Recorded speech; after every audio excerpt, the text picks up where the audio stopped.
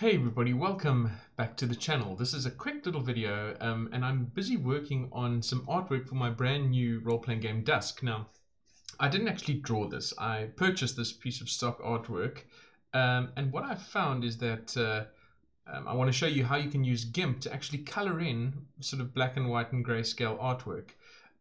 Just make sure that you obviously have permission to do this before, to modify the artwork that you buy or that you commission. So what we have is we've got the actual picture itself on a layer, and I'm going to create a new layer above it that we're just going to make transparent. And what we're going to do is we're going to be coloring onto this layer, and then what it's going to do is it's going to burn those colors through onto the black and white image below, and that will let us effectively tint all these different shades, the colors that we want. So what we need to do is we need to come up here to blending mode for the layer on the top, and we choose burn. And let's get started. So I'm just going to zoom in a little bit. Let's actually get into the habit of using my, what do you call these things? My graphics tablet, this thing. Okay, so what I'm going to do is let's do the dog first. So I'm going to pick a nice shade of brown for the dog. Let's see here. That's quite a good one. Now, because it's already shaded, I need to pick something that's not going to be too much on the sort of dark side already. A little bit more for brown shade. There we go. Cool, I'm happy with that. And now I've got my brush over here, so I just need to find a size that kind of works. And now we start coloring it in. And you can see what happens is as I color in, the actual shading of the dog underneath remains the same, but we're giving it a bit of color. And if you do sort of go out of the lines a little bit, don't worry. We can always go in with an eraser and with a smaller brush later to actually to neaten up around the edges and that sort of thing. Remember, that's art, so we don't always need to paint inside the lines, and it's going to be in a smallish book. So let's just do the head of this dog quickly and we'll have a look and see how it all looks. There we go. I'm just going to do the nose as well. I'll make the nose a dark sort of grey later. So I'm going to go around the eye here. Cool. Actually, I'm just going to be quite rough, and then I'll go in with a finer point and do around the edges to neaten it all up. There we are. Cool. I'm going to pick an eraser, and the eraser is a smaller line for sure. Let me make it a smaller brush. So like a 6. You can see what I'm doing with the erasers. I'm going around and just rubbing out where I've gone outside the lines. And you also want to sort of rub out anywhere where you ended up painting where you didn't want to. So for example, here inside the eye, just clean that up a bit. Go here. Clean this up. I've been very sloppy, so.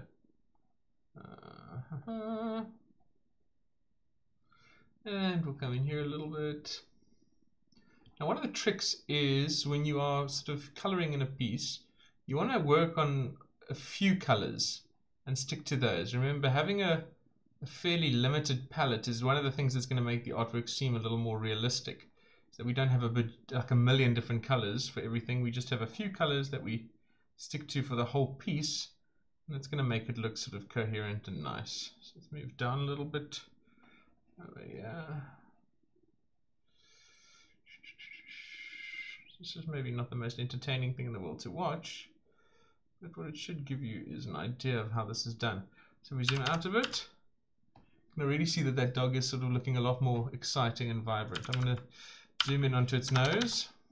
Let's come over here. I'm going to rub out its nose. So we can kind of keep some of the grayscale in the picture itself. Rub out the nose. And that's pretty cool. Right. Let's do something else here. I like the look of this girl. Let me see here. Let's work on the bike a little bit. I kind of like the idea of the bike, and let me zoom out so you can see what I'm talking about. So they're hiding here behind the wall from someone on a motorbike. So perhaps if I make the bike sort of a khaki color, and then we'll do the headlight in like a blue. But before I get ahead of myself, let me just finish the dog. So I've got my brush over here. Increase the size of my brush a little bit so I can kind of go a little bit faster, finishing up the body of the dog. Brush is way too big.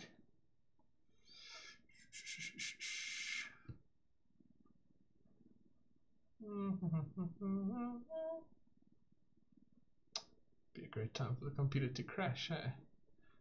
That was sort of, I was busy painting. Alright, let's just color it in all the way down to the bottom. What is at the bottom? Are we seeing the bottom of the picture now? There we go.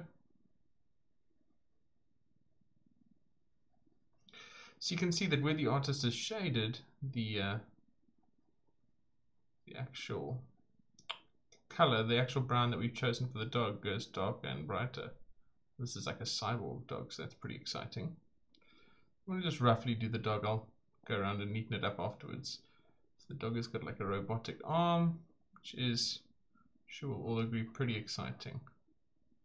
So our dog is starting to come to life here, which is pretty great. Just missed a few spots. Then I'll go through and neaten it up around the outside. Now while we've got the brown, we can sort of go through and maybe do a few other things that may also be brown. So maybe the girl's boot would be like a leather boot. So we'll color that in.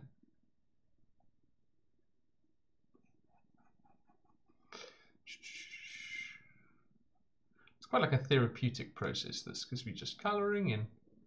Just coloring in. And we're adding amazing production value, exponential production value to our artwork. And this is something that obviously, even if you don't buy the artwork, if you've just managed to sort of do a little pencil sketch and you want to color it in the computer, this is obviously how you do it. So let's do that. Take the boot up to there. Now these pieces over here, I know that I'm going to be painting later anyway, so if I go a little bit outside the lines, it's not the end of the world. Right, so let's see how that looks. Yeah, her boot looks good. Now what I'm going to do is I'm going to make her neck scarf and the sort of body of the motorcycle the same color. We'll make that like a khaki green. So let's go to our color picker over here. Now what's nice is the GIMP will actually remember some of the colors we've already used. So let's find a green that we want. That's quite gross. Yeah, that's the one I want. And I'm going to start. Oopsie daisy, what's going on here?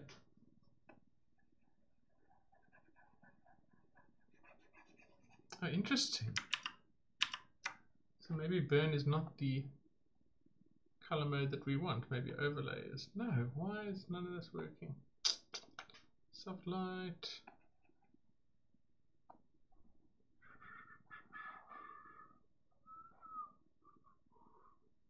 Multiply. Multiply is the color mode that we want. My apologies. So not burn, multiply. I knew it was something else. It's been a while since I've done this, so you'll have to forgive me. Or not. It's up to you, I suppose. Right, so we're going around. Brush here. The brush a little bit smaller. We have gone and undocked the bloody window. Come on. Oh, God. This is why I'm not used to using a tablet.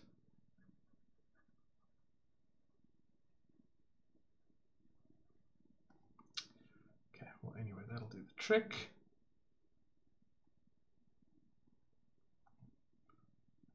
Down and take a look at her neck scarf, which I'm going to do in the same green. So we're starting to actually build a little bit of a story here. Who is this girl and why is she wearing a neck scarf that's the same color as the motorcycles? Maybe they're a gang. You never know. You don't know these things. Is she on the run? Is she hiding from them? And if so, why? Why is she hiding from them? What has she done? What has she stolen that they want? What information does she have that they need? But I'm just going through, just coloring in. What do I know? I just wrote the book.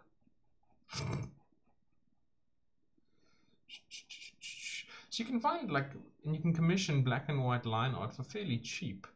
And then you've got a decent artist who will sort of do some grayscale shading for you, you can say, well, just do that and I'll do the coloring myself, if they're happy for you to do it.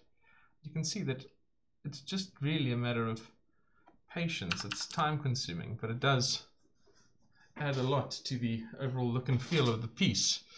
Maybe we can have her little knee pad over here also be green. That's pretty cool.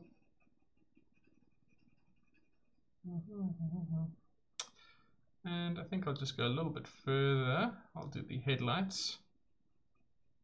And maybe the metal leg of the dog.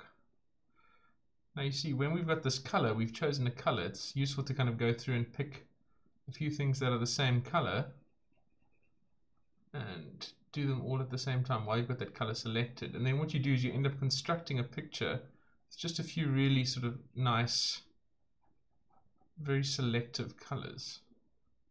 There we go. Let me zoom out a bit. It's looking good. What else can I make green? Well, I'm going to make the sort of bikes in the background green. Let's go in here a little bit, maybe here. That's pretty nice. And maybe the inside of the handle of her knife over here.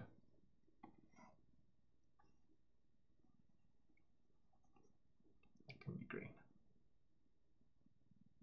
You can also go through and sort of now add effects and textures and that sort of thing to really make it shine. I think this is looking so cool. What's next? What's next? Yes, let's do the headlight. So I'm going to pick up a blue for the headlight. That'll do. What I'll probably do afterwards is, because these colors are actually quite saturated, is I'll go through afterwards and desaturate the whole image so that we have something that's a little less popping, a little less poppy looking, but for kind of fleshing it out here, this works quite nicely. What we could also do is we could add some noise, some grain to it. Bearing in mind this is going to be printed in a very small book, so you don't want to distort it too much, because we're obviously looking at it on a massively zoomed in scale over here, and there are going to be sort of fluctuations, and what often happens when you print is colors end up coming out a little less saturated once they've been put into the CMYK color space and have had color profiles and that sort of thing applied to them. But if nothing else, this just connects you a little bit more with the artwork of your book and gets you into the look and feel of the world and what all that actually means. I'm trying to think now how I should do the metal components, because I mean they kind of look metallic already a little bit, as in just being grey. What I may do is, let's pick out a red for our character's lips, and maybe for the dog's eyes. Why not? The dog has got a bloodlust, insatiable bloodlust. Let's do her lips quick.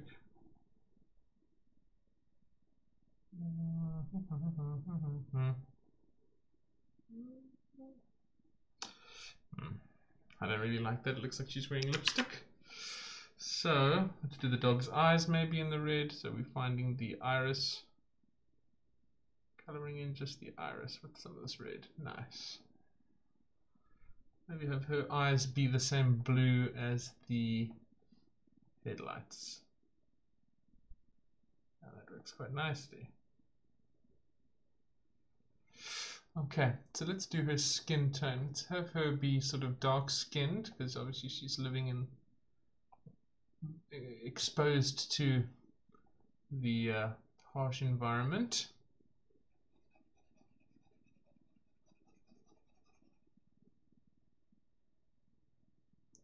We'll go through it and do all the exposed skin of the character. And then what we'll do is I may just pick a slightly lighter shade to do her lips. So I'll kind of go in a little bit closer here for now, and we'll come in afterwards and clean up the lip area a little bit.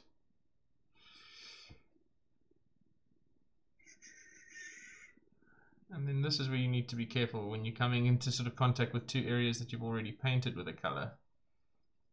You may want to sort of just be a little bit cautious with how fast you move your cursor, or if you're doing this with a mouse, which is entirely possible, you can do it with a mouse, although it will probably take a whole lot longer. Fuck! Yeah, you see, that's the problem. So I've ended up going too far, so I'm going to redo it, and then I'll pick the green again and just clean it up over here.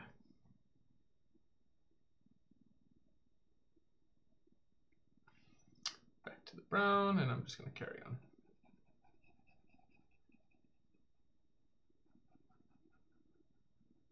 I need to think about what I want to do with the hairline. I could probably try and feather it out over there a little bit as we move into her hair. I like the idea of her having sort of quite wacky, like a hair that's an extreme color, not a normal sort of brown or blonde or whatever.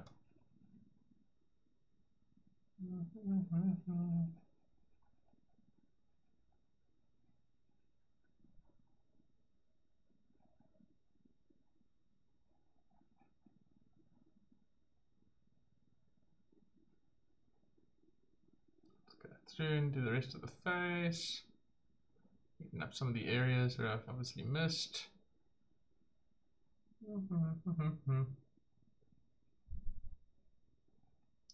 Obviously on the hair I can neaten it up a bit. Now what I'm going to do for the lips, just ever so slightly lighter shade, and do her lips in that slightly lighter shade. That works quite well.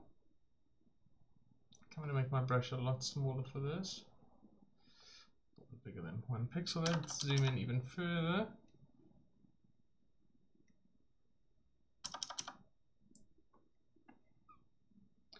And I'm going to just color in those lips.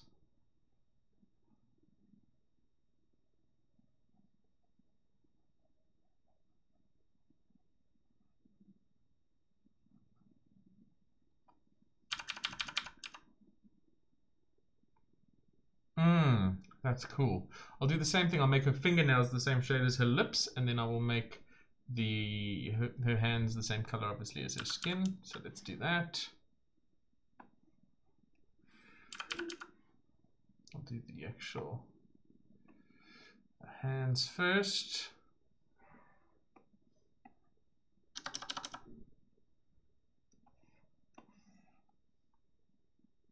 Yeah, obviously it being the hands, we don't need to be super precise because we are going to go around and do the fingernails in a little more detail. So let's just quickly color these guys in. Now, I don't really expect any of you will have watched this far, but if you have, well done for being a trooper. This is just kind of therapeutic, you know. It's nice because I'm not an artist, but it does make you feel connected to the work and connected to the art in the book in a way that, in more of a way than just sort of commissioning the art and paying for it and then pasting it into an image frame in sort of Scribus or InDesign. You can give your own little touch to it if you color it yourself. And obviously this doesn't apply only to people who are making books, it'll apply to anyone really. Carrying around there.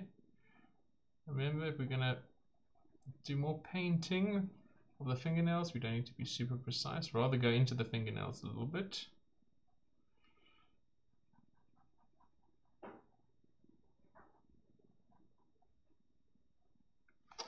Okay, let's find the fingernail color and do that.